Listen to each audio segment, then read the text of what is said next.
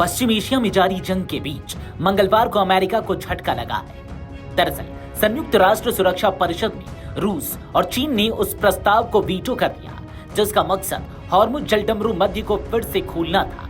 यह प्रस्ताव ऐसे समय में पारित नहीं हो सका जब ईरान से समझौते के लिए अमेरिका की समय सीमा नजदीक आ रही है। एसोसिएटेड प्रेस यानी कि एपी की रिपोर्ट में यह जानकारी दी गई। सुरक्षा परिषद के 15 में से 11 देशों ने प्रस्ताव के पक्ष में वोट दिया। पाकिस्तान और कोलंबिया ने मतदान से दूरी बनाई। जरूरी 9 वोट मिल गए थे, फिर भी प्रस्ताव पारित नहीं हो पाया। रूस और चीन स्थायी सदस्य हैं, उनके पास वीटो शक्ति है। इसी का इस्तेमाल कर प्रस्ताव को रोक दिया गया। शुरुआत में प्रस्ताव में अनुच्छेद 7 शामिल था। इससे सदस्य देशों को हॉर्मुज जलडमरू मध्य खोलने के लिए बल प्रयोग की अनुमति मिल सकती थी।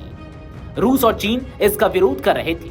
इसी वजह से लंबे समय तक बातचीत चली। प्रस्ताव की भाषा बदली गई। अंत में जो प्रस्ताव लाया गया उसमें केवल देशों से रक्षात्मक तरीके से सहयोग करने की बात कही गई। बल प्रयोग की बात हटा दी गई थी। बहरीन को उम्मीद थी कि रूस और चीन कम से कम मतदान से दूरी बनाएंगे, लेकिन ऐसा नहीं हुआ। सुरक्षा परिषद इस मुद्दे पर बटी हुई नजर आई। रूस और चीन ने वीटो कर साफ कर दिया कि वे ईरान के साथ खड़े हैं। दोनों देशों का कहना है कि प्रस्ताव में ईरान की बहुत कड़ी आलोचना की गई। बहरीन के विदेश मंत्री अब्दुल लतीफ बिन राशिद अल जयानी ने यूएनएससी में कहा कि ईरान को हॉर्मुज जलडमरू मध्य बंद करने का कोई अधिकार नहीं है। उन्होंने कहा यह प्रस्ताव खाड़ी क्षेत्र के इस अहम जलमार्ग के गंभीर हालात को देखते हुए लाया गया है। दुनिया के तेल और गैस का करीब 1/5 हिस्सा इसी मार्ग से गुजरता है। उन्होंने कहा कि खाड़ी सहयोग परिषद यानी कि जीसीसी के देश वैश्विक ऊर्जा आपूर्ति का बड़ा स्रोत है, इसलिए हॉर्मुज जलडमरू मध्य की सुरक्षा पूरी दुनिया की जिम्मेदारी है।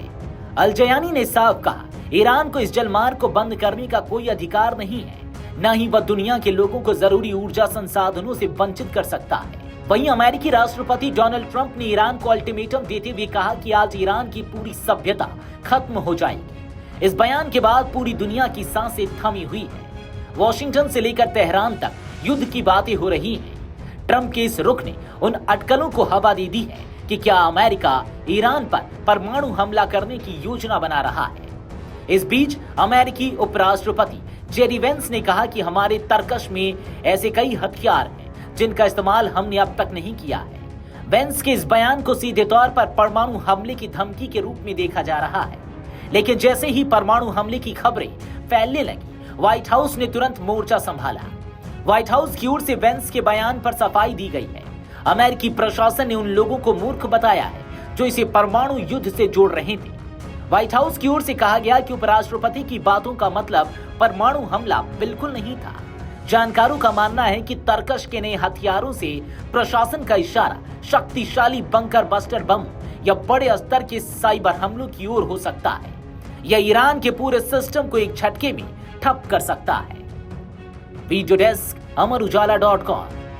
अगर आप ये वीडियो YouTube पर देख रहे हैं तो हमारे चैनल को सब्सक्राइब कर बेल आइकन दबाएं और Facebook पर देख रहे हैं तो हमारे पेज को लाइक करें।